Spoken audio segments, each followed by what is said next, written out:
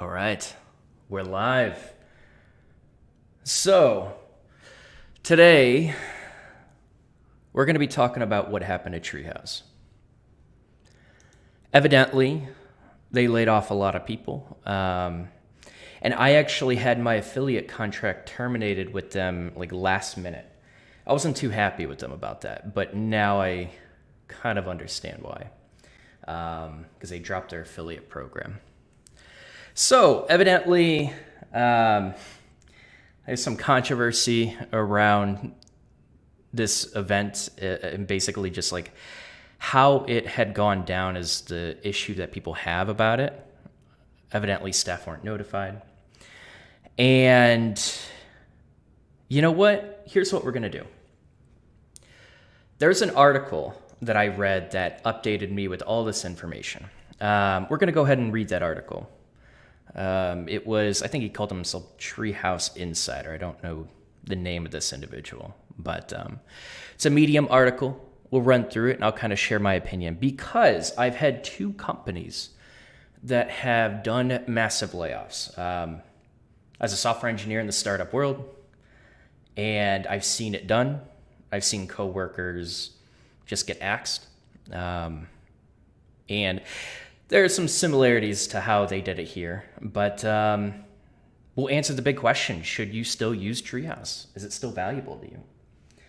So if people are coming here for me just to like shit on Treehouse, that's not what I'm going to do. I'm not going to shit on the CEO. I'm literally going to read this entire article and just form my own opinions. So maybe I will, maybe I won't. But the goal of this video is just to analyze it and give you some feedback on whether Treehouse could still be valuable to you. All right. Hey, Whitley, how's it going?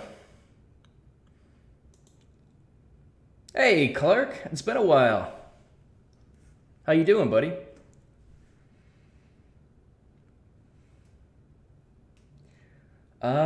Okay.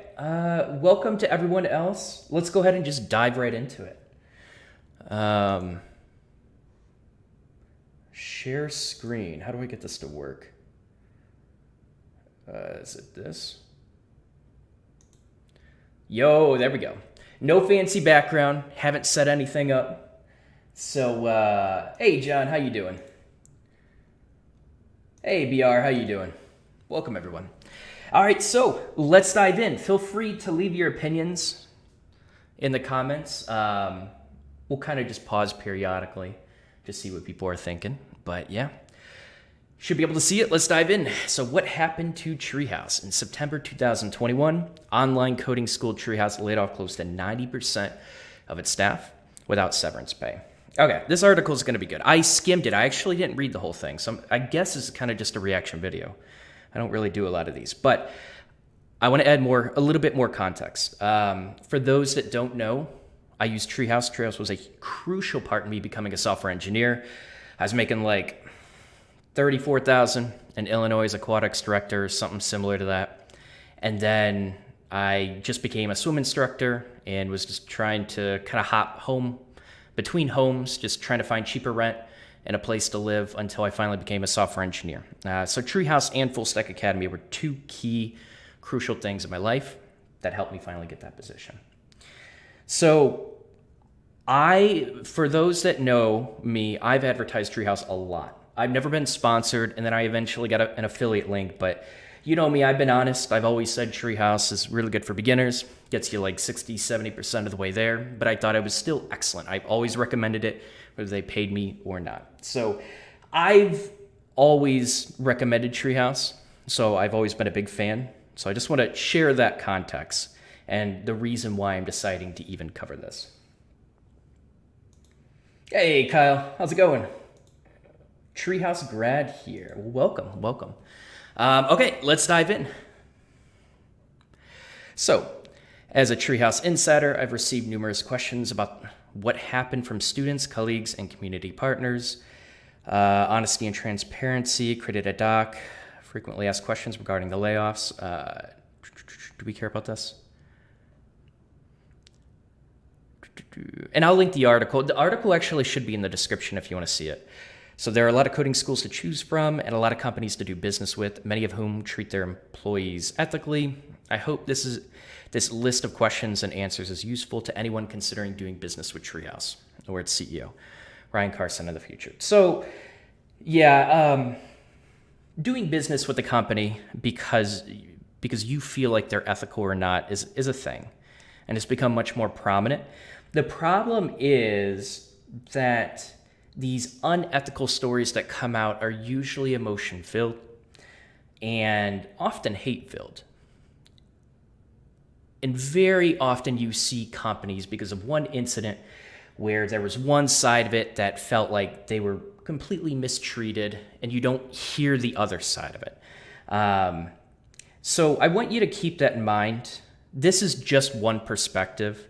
And I did see some things that were mentioned where it kind of made me question, like, I think they were digging a little bit, but we're going to dive more into this. So describe your mindset when August 2021 began. We were working hard, serving students, launching new content. Internally, we had formed a new career center squad with representatives of various Treehouse teams. To improve Treehouse's professional development curriculum, feedback from students was positive. NPS satisfaction scores remained well above industry standard. Did the business seem healthy? Enrollment numbers in 2021 had declined versus 2020, which I attributed at least partially to the world starting to open back up after the worst months of COVID, but nothing indicated a crisis was coming.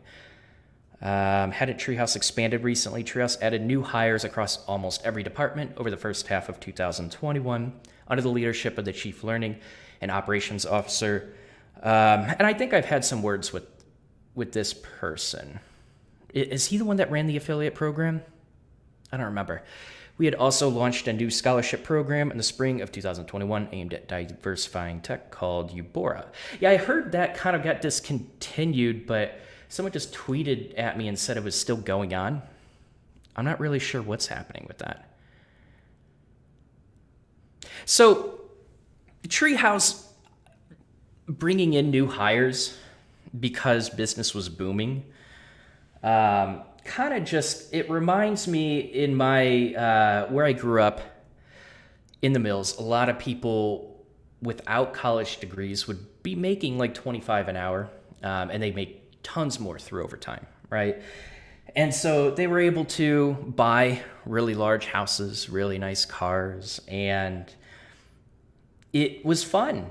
And they had an excessive amount of money and probably bad saving habits, but they had a lot of money to buy all these things. And they lived well above their means because they lived based on the overtime that they were making, right? And so in my local town, in that area, when layoffs happened, a lot of people lost their homes. They lost a lot of stuff that depreciated very heavily, very quickly. And a lot of people were still left in debt. So this COVID crisis, a lot of companies were able to profit off of it. And, people going online, I get it. But if you're making business decisions based on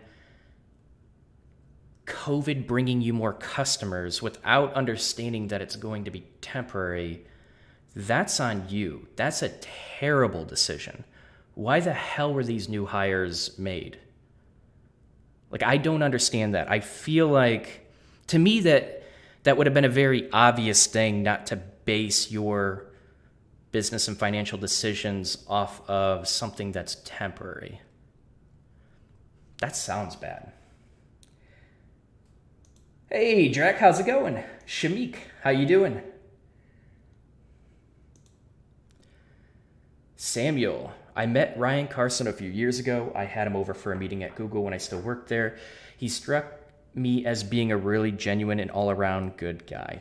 That's what I've heard from other people as well. Hey, Hologram, welcome back. All right, so let's keep going. Were you surprised by the announcement Treehouse was for sale?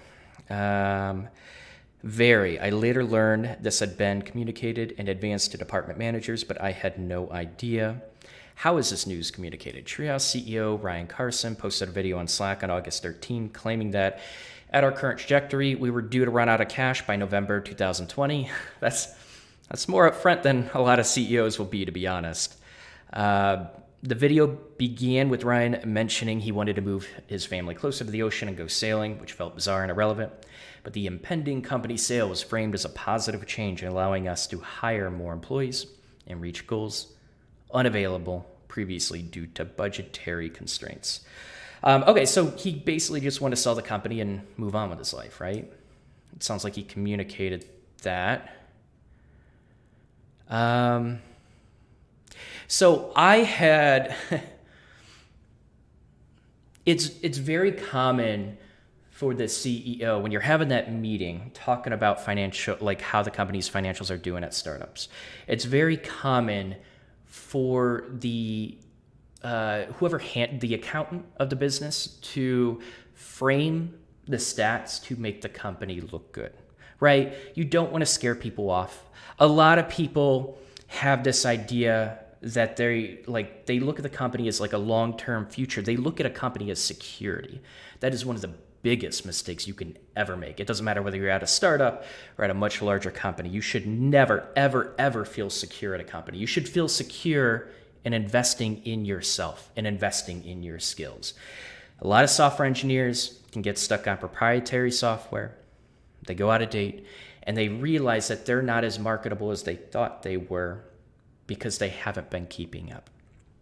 So I think a lot of people put way too much on this company being that security blanket. It's an illusion. Full-time jobs are not secure. They're businesses at the end of the day. It's literally like transactional. And like you can have a really healthy culture in that company, but if you don't understand that the business is going to come first, you are fooling yourself. You absolutely are.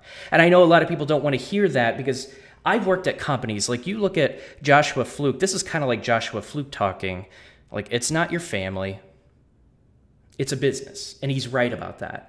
But you can also, I mean, he goes too hardcore with it. I think there are good company cultures. You could at least love to come to work, interact with the people around you. So there's a mix of that, but don't accept this illusion of security. It just does not exist. And so we'll keep reading, but I think a lot of people are like, well, they should have notified us. They should have given us much more of a heads up. It's like, it's very common for employees to slack off and not really do the business that's required of them when they're already out the door. They're looking for another company. So there is some value in not giving employees like 3 months worth of a notice when a lot of them are going to slack off, and it's just going to hurt the business even more. The layoffs are going to happen faster. Like that is a thing. So that's something to keep in mind, but we'll keep reading because I think they gave employees a month's notice. Maybe I'm wrong. Like I said, I was just skimming through it. Hey, Ludo, how's it going? Welcome back. Josh is way too negative. Yeah, it's like he spits a lot of facts, and I agree with a lot of what he says, but what he's turned his channel into, it kind of put me off a little bit. But then he always releases this video that's like humbling and talking about, man, kind of went off track again, and I'm really not this negative. And you're like, I want to believe you. And then he creates another video trashing someone else. I'm like, okay. Hey, how's it going? Thank you, Christian. All right, let's keep going. So he's basically trying to sell the company. Posted a video on Slack on August 13th. Hold on, I'm getting ahead of myself. All right, claiming that at our current trajectory, we're going to run out of cash by November 2022. Video. That's interesting that he forecasted that far into the future for his employees. The video began with Ryan mentioning he wanted to, okay, read that already. So move his family, correct. Carson sold a mansion in Portland, Irvington neighborhood for over $3.2 million. The home sale took place on July 30th, or 2 weeks prior to the Slack post about selling the company. What happened next? No immediate changes. Again, the sale of the company was described as a positive, no need for panic. Man, sales are always dirty. Yeah, my first company as a software engineer got sold. Like all but 5 staff got cleaned out. It's a dirty business. You hope that a lot of people stay on. A lot of executive and leadership usually don't, or they take kind of a backseat role potentially. Okay. On August 23rd, Ryan posted a 5-sentence message to Slack. Unfortunately, the deal fell through with Skillsoft. They decided that there was too much overlap between our businesses. I'm meeting with the board on August 27th, and then I'll know more about what will happen and the timeline. Sadly, it is likely that we'll have to reduce the team size by a lot. I'm very sorry. Okay. But I'm curious, if the company was due to go broke in November 2020, that's a big if. No evidence was ever provided, and our head of finance was never given an opportunity to chime in. Did anyone ask him to? I met accountants that aren't good with words.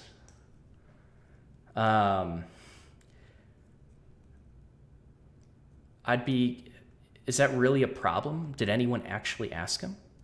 Ryan spent his days obsessed over just 2 pieces of quantitative data: how many students enrolled each day versus how many students unsubscribed. Individual teams such as education and student success examine qualitative data. Is our learning content successful? Are students happy? Are they graduating, getting industry jobs, recommending our program? But Ryan simply wasn't interested. Student graduations count as a negative on a spreadsheet since graduating students typically unsubscribe. I mean, yeah, they are in terms of revenue. Is it a revenue conversation, or so this person's saying that it was just a revenue conversation and Ryan didn't care about these other metrics. I guess the ratio of students coming versus students leaving wasn't where he wanted, but if you're asking about the urgency or severity of the layoffs, no justification was given. Okay. After the August 23 announcement, did Carson follow up with any specifics about the reduction in force? Never. Did he check in individually with any employees? Never. Did he mention a plan to continue serving Treehouse students? I mean, you know what he's going to get? Am I getting fired? Am I getting fired? And it's not really I don't even know if the decision was made of who was going to be fired at this point. It's like, of course you want to know if you're getting fired. You know, I saw that with my first company, and then another company. You know, after they got fired, I wish I would have just known, right? Of course, you as an employee want to know. I get pushing for that, but I also get from a CEO's perspective, if he hasn't made a decision yet, that's the question that's going to be asked. That's a question he probably isn't going to answer, depending on when that layoff is going to happen. Did he mention a plan to continue serving Treehouse students? How did employees receive details about the reduction in force? Department managers met with employees individually, although it was clear they were just offering educated guesses about Carson's upcoming strategy. Otherwise, it was up to the director of people and culture to post updates to Slack as they became available. Okay, now we're getting into the announcements. Hey, Curtis. When I worked at ST Micro in 2001 and they were going to close the semiconductor plant I worked at, it was planned out for a year and we were prepared. People were given training and lots of support. I would be curious about the productivity. Was that ever measured? Would people, was that ever measured? Since it was a plant, they can't just close the doors. It all depends on the business needs and constraints. That's fair. Hey, Jordan. Currently enrolled in Team Treehouse. Loving the program. Sad to see this happen, but feel there's more to the story than what's being told. Always 2 sides. Yeah, I 100% agree. I think that's reasonable. Right at the holidays. Yeah. There, none of... I don't... there are some things that I think Ryan could have done better when I did skim it. And I don't fault any of these employees for being pissed off. I would be too. I completely understand it. All right. So what kind of announcements? On September 2nd, the Director of People and Culture announced the final work day for affected employees would be September 30th. So he gave people 30 days. In a lot of companies, you're let go on the spot.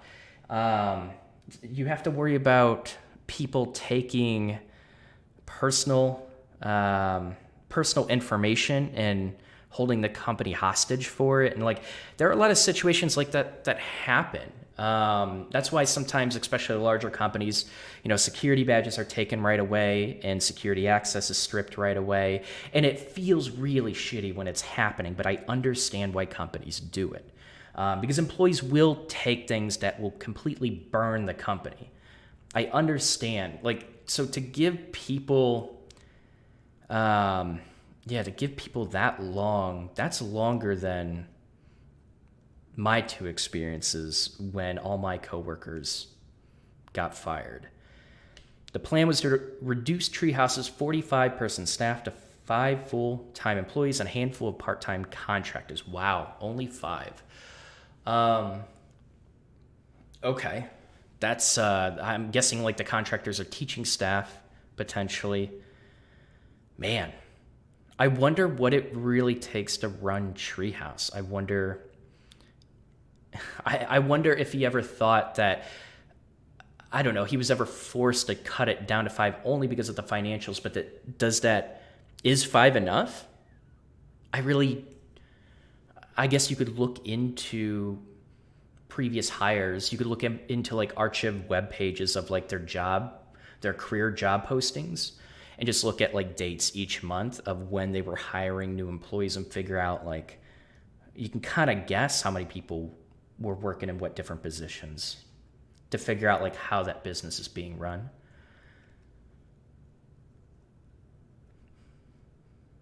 On September 9th, the Director of People and Culture posted an additional announcement that there would be no severance pay for departing employees. Yeah, that's unfortunate. Of course you want severance pay, but like the situation is the finances were mismanaged from what it sounds like. It's like, I don't expect there to be any severance pay. Carson sold a mansion for over $3.2 million, but couldn't afford to pay severance to his okay. This is where, because when I was skimming, this is what I saw. This is what puts me off from this article. His finances are none of your business. Thinking that $3.2 million was going to like save the company, like that company was going down because it was poorly mismanaged. I can understand employees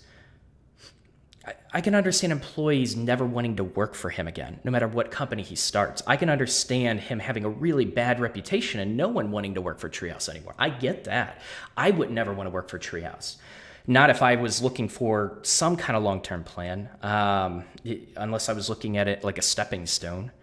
It's like, I get why people lose respect, but like going after his personal assets, it's like, you didn't really have a problem. You didn't question his salary beforehand. It's like, it was none of your business to begin with. This is, I don't know, you get the whole, like, trying to go after people that are rich. Like, Twitch just had a really controversial thing where a lot of payouts were exposed. And of course, live streamers make a lot of money, but it's none of people's business at all. Like, that's my opinion on it. Your personal pay is your personal pay. What you should be going after is how poorly this company was managed. Not trying to think this like $3.2 million mansion was going to save the company. I just don't really understand the logic of people that think that. Like, you've already been given a month of a heads up. I don't agree with that. I just don't. All right, let's catch up with chat. Getting laid off sucks, but I think the author of this Medium post doesn't seem to understand how businesses work. I don't think so either. People need to understand that no matter how great a workplace is, and I've worked at one of the best. That's awesome. It's still a business. We need to let go of the idea that your job is your family and expect them to look after anything other than the interests of the company. I 100% agree with that. This is why I try to encourage to like, be a hard ass during negotiation. You deserve what you deserve. I'm not like, I'm telling you, when you start investing in yourself and you stop trying to shame the company into giving you what you want, but more so you demand what you are valued at because you've invested all these skills into yourself. When you start becoming more independent like that, you're going to be way more successful in life, 100%.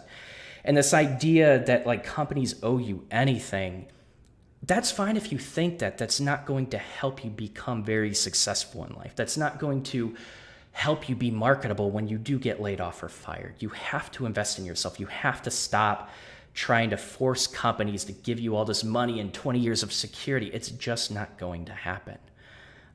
It's a mindset shift that needs to happen with a lot of people because it will make your life better if you do. And like I always preach that over and over. Like if you can get that mindset shift down, I'm telling you, you're going to be able to get jobs that you absolutely love. You're going to work at companies that like you've weeded out because you finally found a company that treats you how you feel like you deserve to be treated, and you know they pay enough money. It's like that when you do that mindset shift, you're going to be a lot more successful.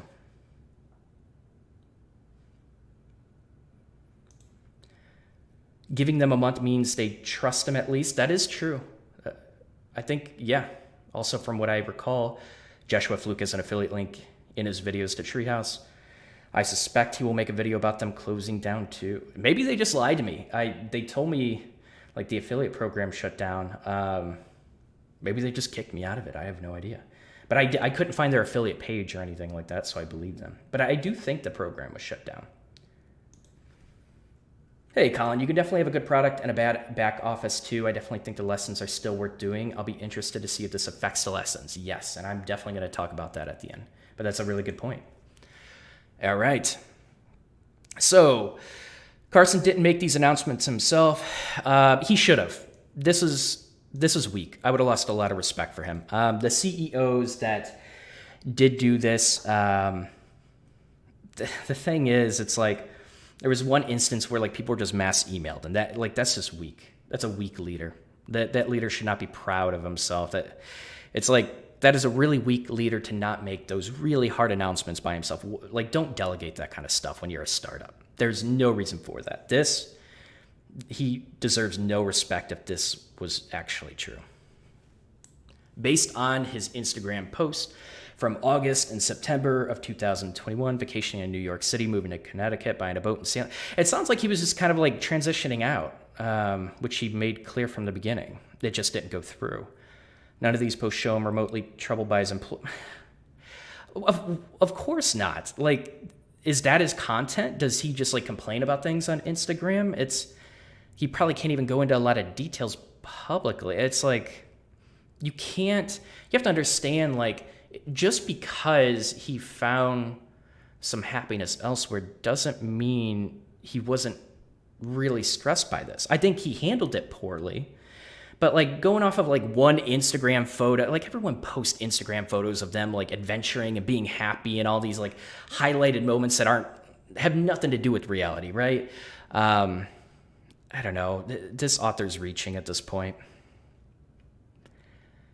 Like, just stop looking at I can understand you looking at his Instagram will trigger something in you if you're getting laid off. I get that. Stop looking at his Instagram. Carson sold a mansion for over $3.2 million, bought a boat, but couldn't afford to pay severance. Oh, it was about the severance, not keeping the company alive.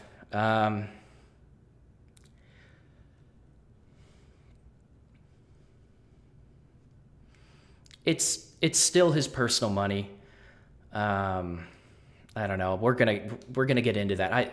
I can understand you being frustrated a little bit by that, but you had a month to look for another job, and you kept getting paid.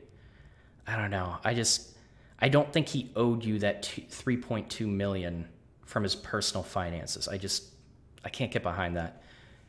But this isn't the first time Carson has drastically reduced his team without warning. Correct, though never quite to this scale. You can read about past layoffs on Treehouse's Glassdoor profile or in Portland Business Journal. How did employees find out they were losing their job? Unofficially, by piecing it together based on conversations with department managers. Officially via email on September. He should have 45 employees. Like, this was weak. This causes me to lose a lot of respect for leaders. If you can't have that hard conversation with an employee, they could be crying. They could be stressed. They could be angry. Like, if you can't have that, like, I'm assuming this is all remote. Maybe not. I don't know if they're back in the office. I don't really know where it's located, but it's still like, even having a Zoom conversation, if you can't do that and deal with how stressful that is, you kind of deserve this, right? You deserve this backlash.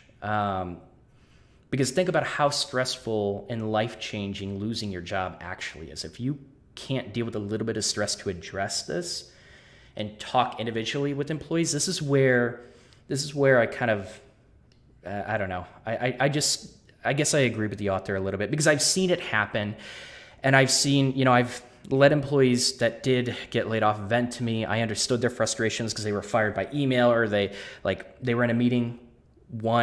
I remember my first company, me and this other software engineer got pulled into this office, and the product manager let us know. He's like, okay, everyone else is in another meeting. I just want to let you guys know, you two are fine. We had no idea what was going on, but then everyone kind of just walked out of that meeting, and we kind of knew what was going on eventually. But yeah, they were all pissed. They were all sad. They all had their access stripped right before the meeting. And I get why, but there has to be a better way. Talking with people individually, I think, is a really powerful move that will garner you some respect. And that will, you can kind of explain to people the business decision around this, rather than you just looking like a cold, heartless bastard. You know what I mean? So optics with this, it's pretty bad. And I think leaders deserve, or at least employees deserve, that one-on-one conversation with the CEO when there's only 45 employees.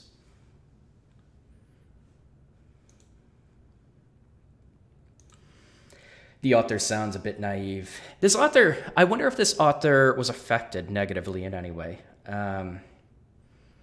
Sounds like they might be emotional about it, which is understandable.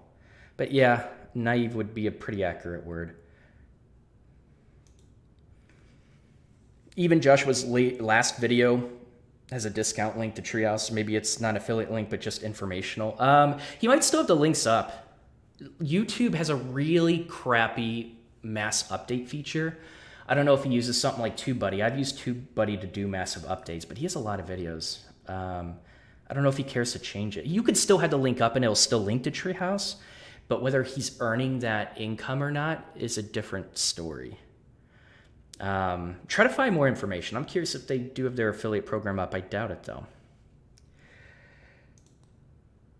So he was mismanaging the company. I have no idea. That's what it sounds like. It sounds like the decisions that were made to scale the company, basically, he made a lot of poor decisions that leaned on this income being a longer lasting than what it was.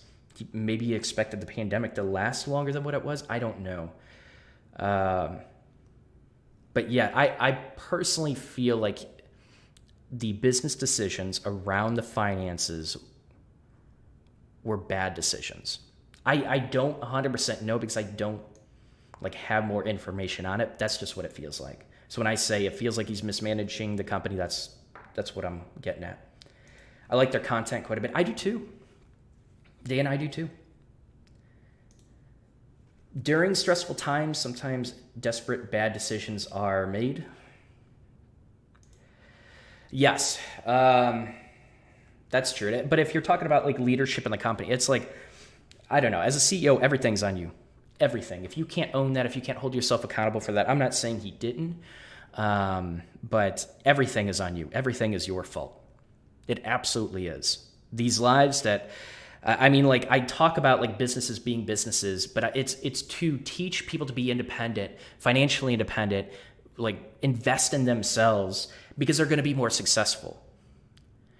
But, because a business is going to be a business at the end of the day, but there's still you're still accountable for everything. Everything is your fault at the company, and you have to own that.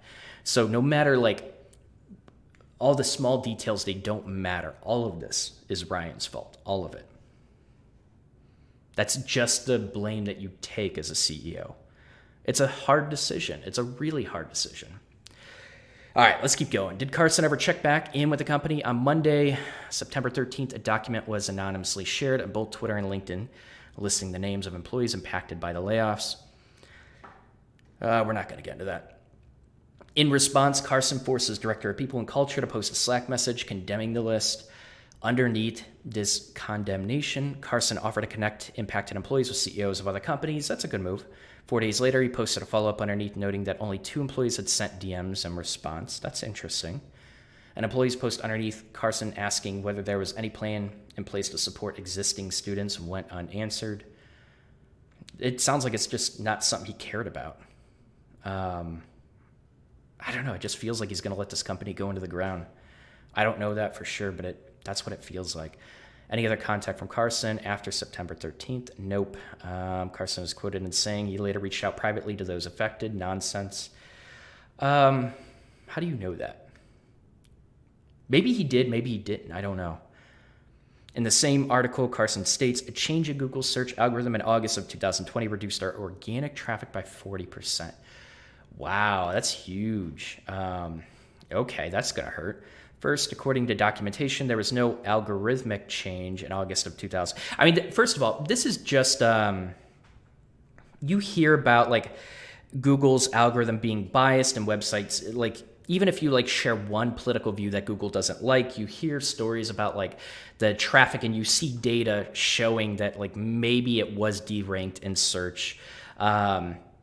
Like Google's a large company. My lesson here is, like, I'm building my business and YouTube is my main source of revenue, but I definitely don't get all my revenue from YouTube. In long term, there is no way I would ever depend on YouTube to scale and even just maintain my business. You don't put all of your eggs in one basket. This is what happens with search. The algorithm changes. If this hurt the company really badly, they didn't put their eggs in other baskets. They didn't, like, they could have had more people building connections and events and relationships with other businesses that cared about their educational program. So if this hurt them hard, this was a bad decision to lean on that.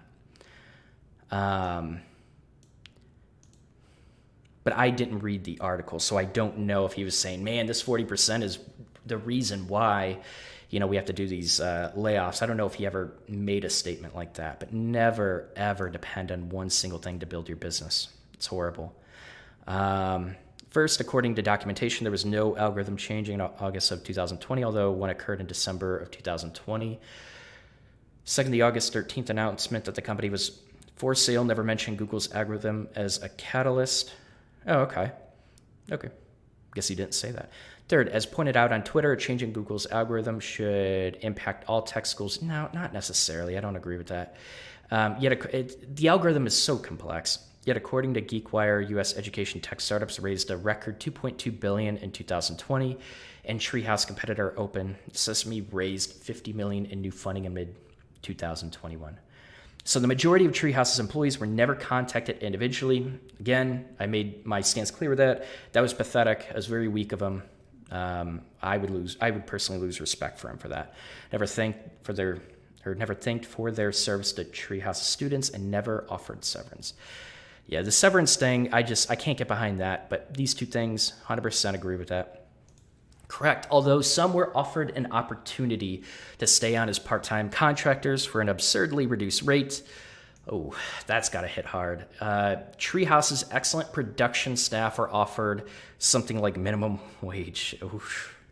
That situation is really bad. And the employees who were retained, they were told in late September that Treehouse would no longer cover their health insurance. All right, let's catch up on chat a little bit. We're near the end.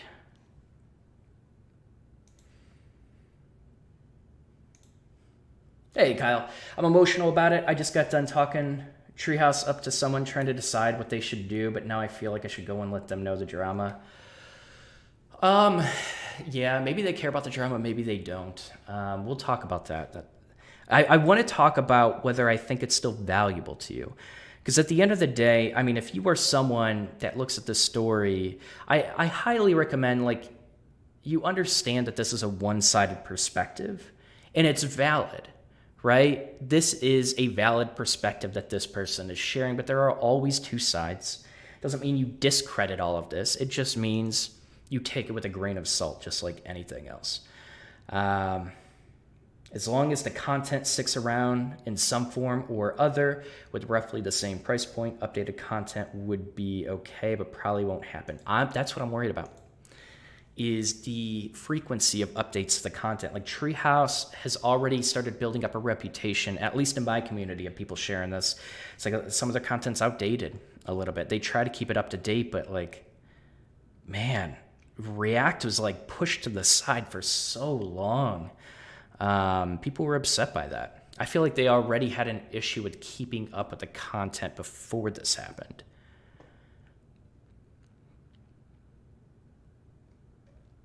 Okay. Employees who were retained, they were told, did I skip anything? No. And the employees who were retained, they were told in late September that Treehouse would no longer cover their health insurance. Health insurance for individuals sucks. You know how much it costs me? It's like, for a gold plan, at least $600 a month, just for me alone. Like, you have no idea the big discounts you get with health insurance with companies. It's a fairly good reason to work at a company. Health insurance is expensive, at least in the United States. All right, one last question. In recent years, Treehouse tried to position itself as a mission-driven business with a desire to increase diversity in tech and a commitment to equity, diversity, and inclusion. Was that an illusion?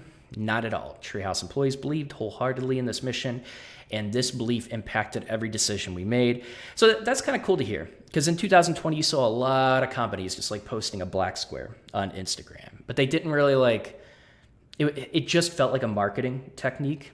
Inclusion became a marketing technique to get more customers. Maybe you've seen companies do that. I saw that a lot in 2020. But it sounds like they kind of lived what they were preaching. At the team level, Treehouse was warm, welcoming, supportive atmosphere, and I honestly believe each team member strived to do right by our students.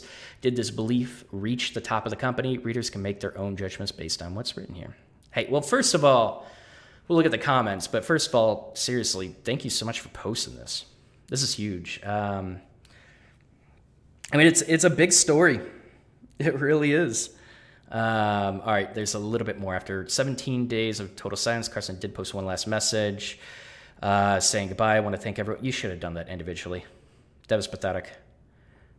Don't expect anyone to respect you as a leader after this. There are a lot of things where I feel like this author was reaching for and was a bit naive of how businesses work. You can preach it all day. You often hear like so many, if aspiring developers, if they spent half the amount of time that they do complaining about the interview processes and invested that time into actually growing their skills and practicing data structures and algorithms and building projects, like if they spent half that time into it, like they would be much more successful. A lot of people like complaining. A lot of people like complaining about people richer than them. A lot of people like blaming everyone else instead of holding themselves accountable for where they are in life.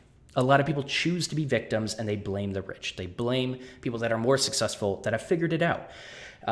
You get situations where people were like, they were brought up on a lot of money and stuff like that. But I think we need to squash this victimhood. We need to squash this idea that you as an individual, no matter what the adversity you face, can't accomplish something amazing. When you treat people like victims, when you promote this victimhood and separate this like rich from the poor, it doesn't empower you to overcome your circumstances. It allows you to vent.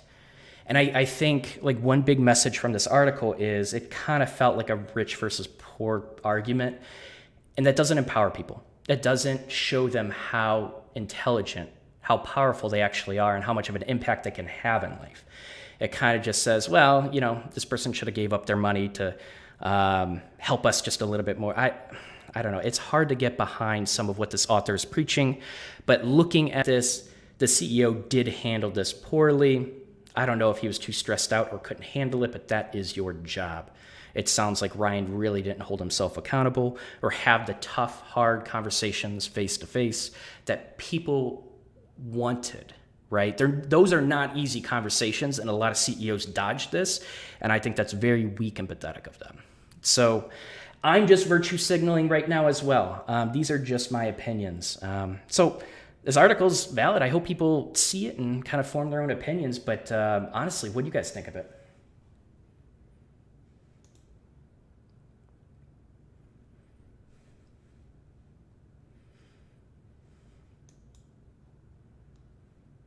Oops. I'm trying to figure out where to learn, but I'm worried about their content is going to go. I'm really curious where their content is going to be in 3 months, in 6 months. Pay attention to that. I think they still offer like public access to view their library, even if you're not signed up. I think so. You just have to know the direct link. Wait, what happened? Just saw the stream. We'll have to look at the whole thing later. Yeah. Feel free to check it out, but welcome. They're not the only ones. LinkedIn Learning videos on software dev are outdated as, oh my God, don't use LinkedIn Learning. I have access to that because I pay monthly. Don't do it for software development. It has really good resources for, I've been learning like finances stuff, business strategy. I find that I have not really utilized anything from LinkedIn Learning. I tried courses. They feel very corporate. It's just like, I don't know, just that like really cringe elevator music with two like 50, 60-year-olds just talking about business and like not being able to relate to the viewers at all. And it just like, I don't know, you know, those really cringy corporate videos that you have to watch during orientation at your new jobs. It just, all of the courses on LinkedIn feel like that to me. So I learn all my business stuff, finances, marketing from YouTube videos, actually.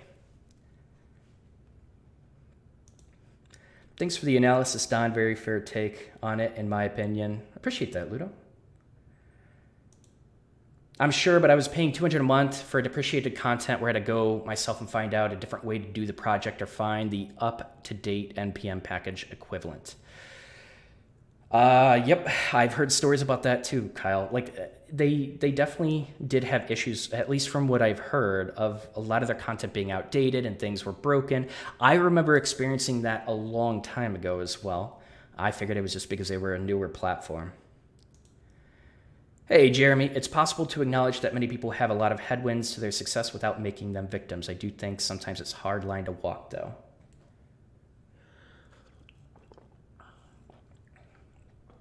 And so that's the important part. It's to recognize the adversity that you're facing. It's to recognize the circumstances that have influenced your position in life, but it's to own that you are the reason that you are still in that position. You as an individual. And I think we need to do a better job at empowering individuals to take ownership of their actions and their results. It's to start that off, you have to acknowledge, you know, some of the adversity that you're facing. And I think that's incredibly important. Some people just sit there too long and tell them and reward them for just constantly, I don't know, for just being in that position for too long, for like not taking ownership on changing their life. It's a weird conversation, and it's a very sensitive conversation to have. And I've had this in my one-on-one mentorship sessions, and I've talked about like really sensitive topics about this. But at the end of the day, it's like, you do have to eventually own it. You have to understand that you are where you are in life because of you. It doesn't mean you didn't face hardships. But when you acknowledge that you are where you are because of you, you acknowledge that you have the power to change your life and make something better of it. And I think that last part is not highlighted enough. It's not the post that gets tons of likes, right? It's not the post that's shared across all of social media. It's complaints that are shared across social media. That's what gets highlighted. It's a hard conversation to have, but you absolutely have to have it, and you're gonna. I know I'm gonna upset a few people saying what I just said, and I don't really care. It's true. Definitely made me a better developer, but still frustrating financial. I know, I understand. That's why I always said like that tech degree really isn't worth it. Just do the 25 a month. Usually people that would ask, I would just say start with a free trial, then do the 25 a month. If you absolutely need more than that, consider the tech degree. I think it's very one-sided. I think no matter what, you have to supplement content. You are held accountable for your own learning. So learn from multiple resources. I like that, Jordan. That's speaking of ownership, especially self-taught route. You get comfortable with trying to piece together multiple resources. It's a very hard thing to do.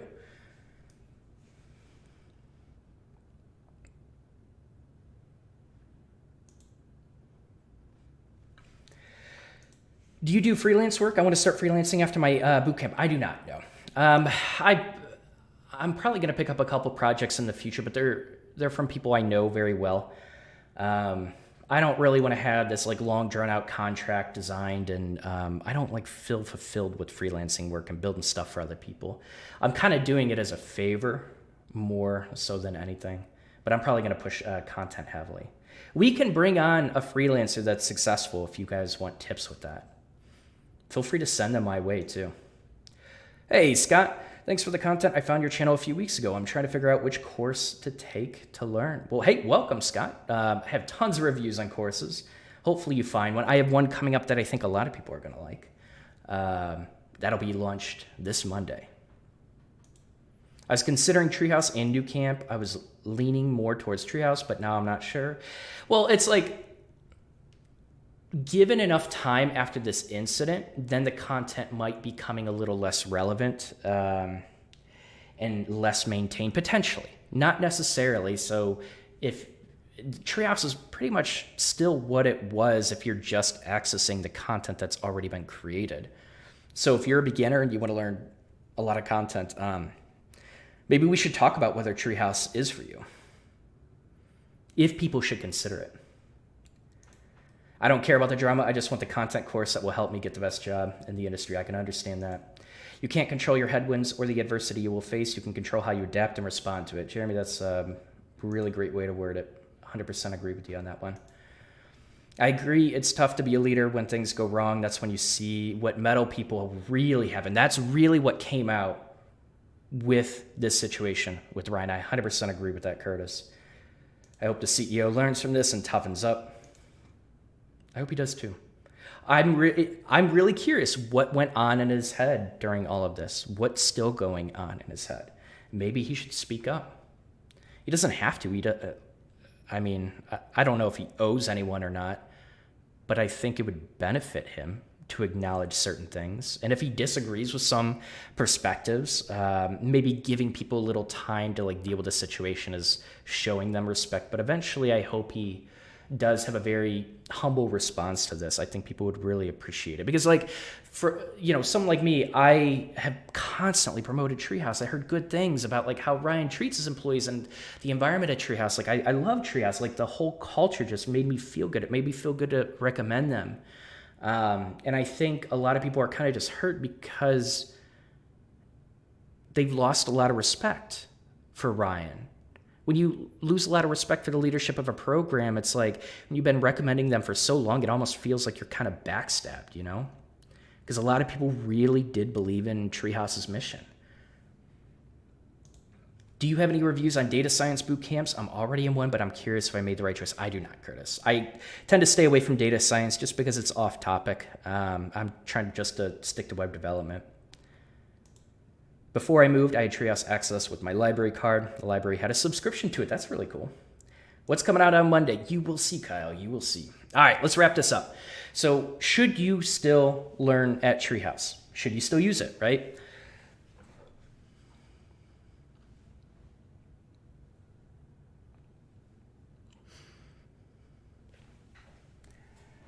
First of all, who cares? Who gives a crap about what I have to say or my opinion on this? This is a decision you have to make, right? If you are someone that supports a program, and that's kind of what you're doing by giving a business your money, you are kind of supporting them. And I see how people can have that perspective. If you are someone that really like looks at the mission and the internal dialogue within a company, and you sign up for a program based on that, like I 100% support and understand you wanting to completely get rid of them, never recommend them again. I get it. I mean, I'm even going to be pulling back on recommending Treehouse to some people. But at the end of the day, I also see these programs, they're just tools for the job. You're always going to get drama. You're always going to get company drama like this. No company is perfect. And it sounds like the culture until this incident happened was pretty damn good compared to a lot of other things that I hear from other companies. I really choose not to get invested in the drama a lot. The only reason I'm talking about it is because I preached Treehouse for so long. I'm like, screw it. We're going to go over this news. Like I said, their curriculum is still up from what I understand, right? This happened very recently. So it's not like they needed to update tons of content recently. Over the next 3 to 6 months, maybe some courses will be outdated, maybe a library or a framework will pop up that becomes more popular. Are they going to, even like with React, just switching to function-based components and getting used to hooks and all this weird stuff that you don't have with classes anymore that kind of like hides what's really going on under the hood? In my opinion, that's how I see function-based components. But Treehouse, I don't know if they really kept up with that. For the longest time, I feel like I looked for that kind of content at Treehouse. I couldn't find it. Maybe I'm wrong. But there are going to be updates with web development, especially with JavaScript. JavaScript is messy. Libraries are constantly changing. The market is constantly changing. Can Treehouse keep up with all these changes with 5 employees? And it sounds like they might not even be paid well. Very curious what the contractors are going to be paid. I don't think they're going to. I think this company is going to burn to the ground.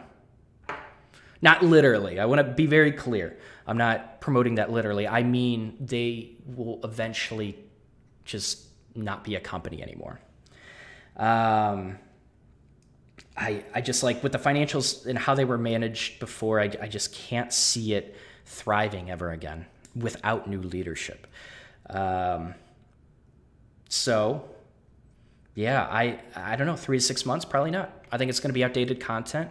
When you're learning CSS fundamentals and JavaScript fundamentals, it takes a long time for that kind of stuff to be outdated. If it's true fundamentals, it's never going to be outdated. So there's still a lot of content that you could see, but peek in, $25 a month, learn what you can and supplement. That's my recommendation. I think it's still a good resource for beginners, but we'll see where it is in 3 to 6 months.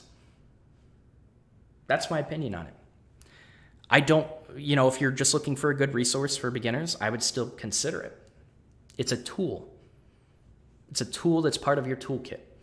Especially as a self-taught developer, you should have several resources that you utilize and help reinforce what you're learning and grow as a software engineer as you're pairing it with actually building projects and progressively making those projects more complex or building new, more complex projects. You're going to have a toolkit. Treehouse can be a tool in that toolkit. I still see it as valuable to aspiring developers. And if people hate Treehouse for this, I understand that too. Don't use it again. There are other resources out there.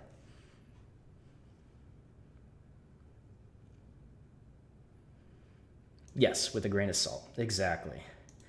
Tony, feel free to rewatch the video. You will be able to see a past broadcast. To be honest, you can get what Treehouse teaches from a lot of places. You just need tutorials to get started. Treehouse simply provided convenience. You really learn when you build. Yep, 100% agree with that. JavaScript is a treadmill. Very hard to keep up with that ecosystem and stay current. It is. It's really tough. That's why I like it so much. That's why I love JavaScript, because it's ever changing and I never get bored. I get bored a lot. When I feel like something isn't a challenge anymore, and that's been an issue in my life for a very long time. It's why I bounce between companies. Well, there were a couple other reasons, but a year, I'm like, man, I want a new challenge or a new environment. And each position that I took was much harder than the last one. Each position was progressively harder. And as a software engineer, I know I need those progressive challenges to keep me interested in it. But that's me. Some people are happy just being content and getting comfortable with everything. code base and how the company works and the whole process, they're like, whew. And it isn't till like a year or two where they're like, they finally are happy at the company, right? Some employees like that. I don't. That's why I created my own damn company. Team Treehouse is a bit too guardrails for me. Guardrails? What do you mean by that, Romello? Their workshops were pretty good, though. Code Academy is the closest competitor to Treehouse. I wouldn't say it's the closest competitor. It's a competitor, I suppose. Scrimba is one that was brought up in our community quite a few times. But yeah, what I'm going to do, I appreciate everyone joining.